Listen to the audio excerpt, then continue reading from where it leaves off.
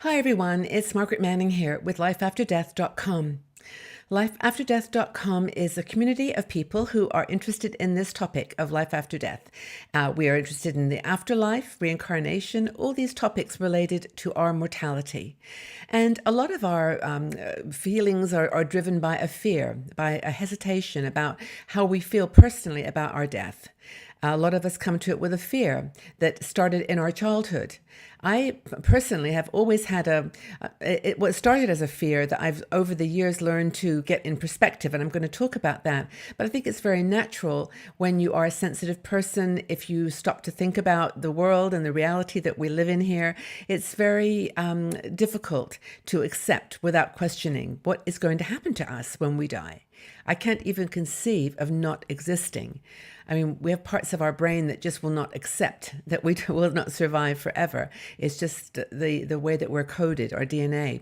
But we wrote an article on the website, which I'd like you to read. I'm going to just summarize it briefly so that you get an idea of what we're trying to talk about here that might help you if you're worried about your own mortality, you're fearful about death, and you are here because that's on your mind.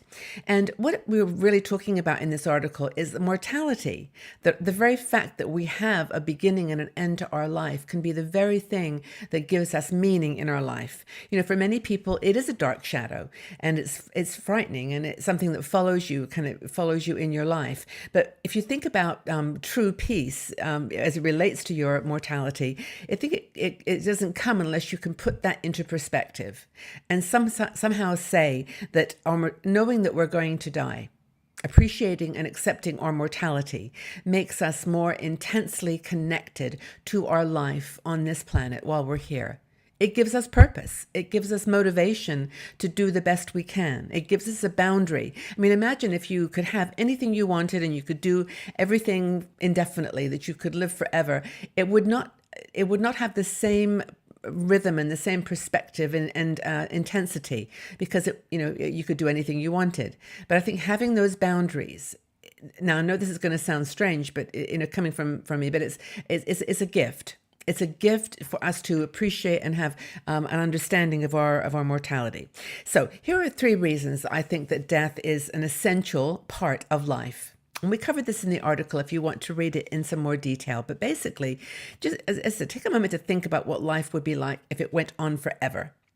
When we face our mortality, even from a distance, because we distance it, we don't want to die tomorrow or today. We want to live as long as we can. So we don't want to bring it on.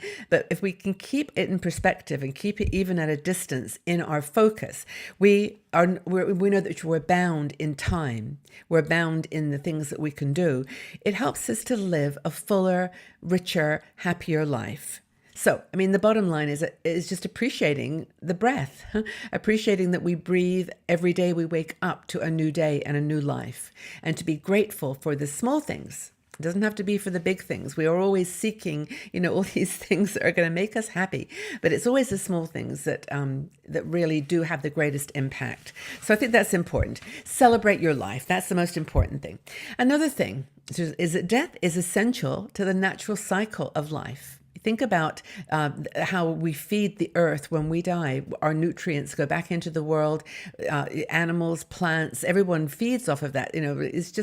It's just so essential to the flow of life. It's actually, I want to live obviously to be as long as I can and to be in as good health as possible. But I hope that when I'm ready to die, that I have a moment to reflect on the gift that I've had and the gift that I'm giving back. Even if you don't believe that there is anything after life, in sense of another existence, another consciousness, even at a minimum that you believe we have a purpose, that we go back to the earth, we nourish it, we feed the next generation. We feed our grandchildren and their grandchildren. It's just part of the cycle of life. And another thing is that death is nature's way of improving itself. Now, Steve Jobs did a very good quote on this about the fact that, death is the greatest invention that life ever made because it gives us a chance in the great scheme of things to be perfecting and, and improving the species. Now, whether you believe in, how people evolve in that respect, or whether you have a faith that's has a different interpretation, it doesn't really matter, because what we're saying here is that every life that is lived, and the richness of it, the relationships, the depth of connection, everything continues in memories. It continues in the way that life is played out. I look at this particularly with my children, and I think they're so much smarter than me. I mean this. I don't mean that in a sort of self-deprecating way.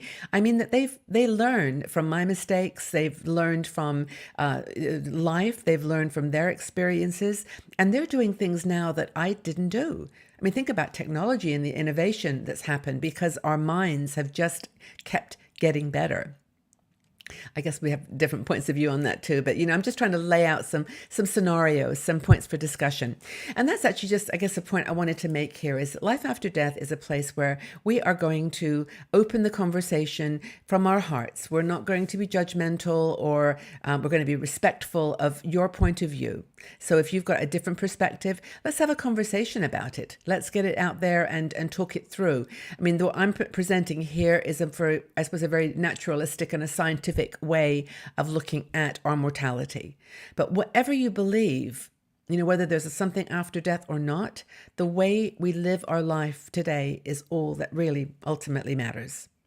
And I would argue that one way of looking at it is that our mortality, having boundary, is actually that boundary is the way that we get meaning in our lives, that we're motivated to do well, that we're motivated to try hard, to grow, to expand. And that's kind of living a passionate life is the purpose. And for me, knowing that I'm not going to be able to do this forever makes it even more precious. So I'd really love to know your conversation here. I mean, this is one where we're talking about what we don't know what happens after, but it's for people really who have a fear, have a worry about death. Do you have a fear of death? Are you fearful? Has any of this helped to get, to put it in perspective for you?